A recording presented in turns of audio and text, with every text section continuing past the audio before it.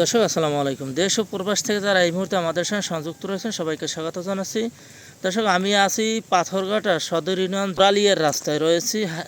গহারপুর এবং হারিটানার যে সড়ক রয়েছে, বর্তমান সেই সড়কের কাজ চলছে।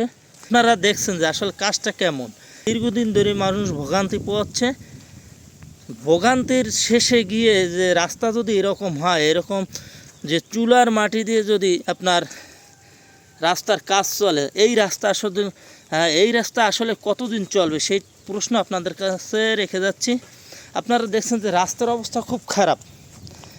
মানুষ ভোগান্তি পাচ্ছে দীর্ঘদিন পরে বা কাজ চলছে, আর কাজের অবস্থা যদি এরকম হয় তাহলে এই রাস্তা কতদিন টিকবে। আপনারা দেখছেন এখানে কিছু কিছু জায়গা আছে, জায়গাগুলো একেবারে চুলার মাটির চেয়েও খারাপ। আমার মনে হয় যে চুলার মাটি এর চেয়ে শক্ত। রোলার দিয়ে যাওয়ার পরে সব গুঁড়ি হয়ে গেছে, খোয়ার পরিণত নয়, সে সব কিছু গুঁড়ি হয়ে গেছে। দেখছেন যে রাস্তার অবস্থাটা আসলে কতটা খারাপ রাস্তা বর্তমানে করছে।